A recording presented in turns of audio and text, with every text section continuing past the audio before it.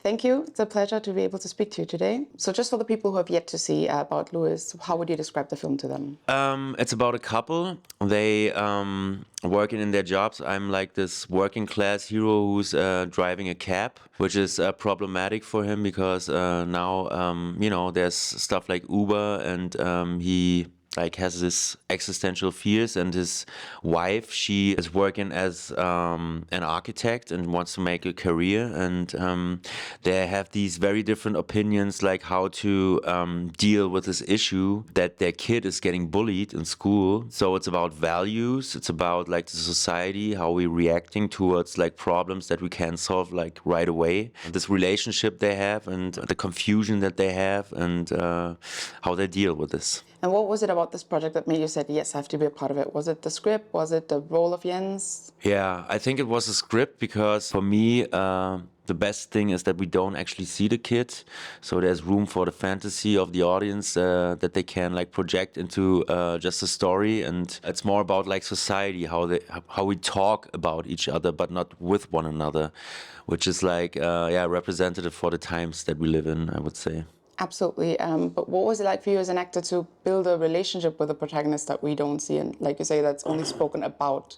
Well, yeah, since I have a kid, like I can really imagine really well, what he's suffering from, or what he is feeling when he's feeling like powerless, so to say. When he's like he needs to work in order to provide, and but at the same time he wants to be with his son and wants to tell him, that these problems that he has, that they're not that as big, but since he's only talking on the phone, there's the need for like the physical contact, some problems we can just solve theoretically or, with words, verbally. You just need to hug your kid sometimes, and let them know, everything's gonna be all right. Sometimes it's that simple. And I think, like I said, society is drifting apart because we're lacking of this very natural need, not only from the kids, but to be with one another in one room. Sometimes just hug each other. There are no words for certain things, you can't like solve every problem right away. But when you feel like you're safe, when you feel like, you're actually getting reflected by this other person, then I think that helps a lot to go through these phases of life. Yeah. And on set, did you have somebody reacting, like the phone calls? Did you have somebody there to react to the other voice? Or were you just speaking with a pre-recorded? No, we actually had the school teacher or director. He was like an actor we had on set, and he was like doing his job really well because he had to play like this asshole that is only about rules, and he was actually the ex-husband of our director, so they know each other really well, and she knew like what we needed for this. Like I said, we felt so powerless. The characters felt so powerless because they can't change, the way people see their job, or how they just express, their power. It's like a power game, it's more about like who's right and who has like the last words, rather than like finding a solution together. And that was a thing, that we had like the original actor on the other end of the phone, and that we can like always change things, and don't have to like imagine what he might talk like. Because it's a chamber play centered around this taxi cab, did you feel that there was perhaps more technical than something with a less conceptual approach? Yeah, sometimes it was really technical, like especially like inside of the car when you are not on the road, like mostly you are in the studio when you're like inside of the car because it's like too dangerous, or the insurance wouldn't like allow me to drive and act at the same time. So you have to like imagine like how to drive, and I always have to like keep in mind, it has to look natural how I drive. So I'm acting not only like verbally and my emotions, but also very technically, like pantomime. I have to imagine like where I'm going and shift gears and whatnot. Yeah. And because we don't see any of the situations for ourselves as viewers, but we kind of rely on your response to it, Did you feel that was perhaps more challenging for you as an actor? Yeah. That you are carrying even more the whole plausibility, the whole emotional, versus if we see him bullied, if we see a scene in the courtyard where we see him being pushed, that is an immediate response from the viewer to the situation they're seeing. But we don't get this here, we only get your response to it. Is this more challenging as an actor? No. I think it's all like in the fantasy, like feel like this is my job, I have to imagine things. I have to imagine like how somebody feels that, is in some kind of situation. And sometimes your own fantasy, is more powerful than the actual image. That's why it's also important, to not show the kid, because it makes the world so small, and everything that we imagine that could have happened. I mean, our own images are like more powerful than any image that can be produced, I think, and they are more personal. So I think we feel more when we imagine things rather than see them as like the small image. And in the end, I think everybody is projecting their own feelings and thoughts into images anyway. Like, even if you have like a specific kind of image, you see it from your perception, like with your own filter, I would say.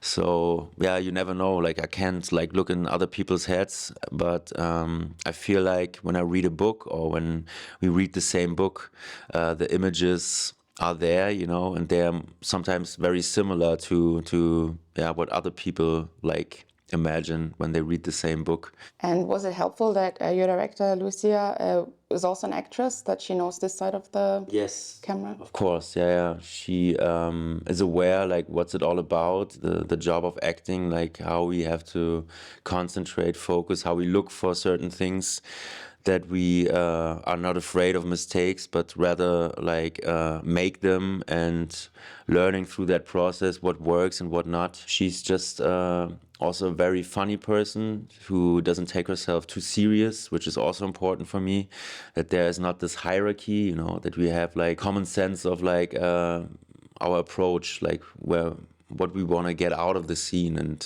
what we are looking for. And she has a certain feeling when she believes it. The scene is actually good. When she feels something, I know, I can trust her. And when you got the part, how did you prepare in terms of, is it something you do that because it's based on a play, do you then research the play? Do you try to see the play, or do you only want to start from the script and from scratch? Yeah, mostly when I do like these things, when I play like people or like stories that actually took place, I want to have my own version of it. For me, it's more about like the emotional bridge, like the possibility that the audience can like identify themselves with this character, that they feel something for this character, rather than, be perfectly technical. I'm not an imitator. I'm rather like this open source, where you can like feel something, understand the topic, or this world that we are trying to, tell better than, like, emotionally better and not intellectual. Through the radio, we constantly are bombarded, almost like as a side, not plot, but as a side note, with all the struggles in our political climate. And I felt that was very metaphorical, almost for your filmography, because I realized that even if you're playing in a comedy like 2 to 1, it's always reflecting of the times that we live in or used to live in. Is that a deliberate decision from your part? I feel like, no, I can only choose from what I get offered. And when I read something that is substantial, like interesting to me, like when there's something, to find out for myself, even because whenever I decide to do a project, I start to focus and start to research, not like really reading too much or anything like that, but everywhere I look, I find something, I find my answers, to my questions. So it's like this awareness that I'm getting for like certain things, and just, it's like the best school for me, like how to understand the world that surrounds me, but also understand myself better. How do I react to it, and how we should deal with it, rather than, just say it is not my responsibility or got nothing to do with me.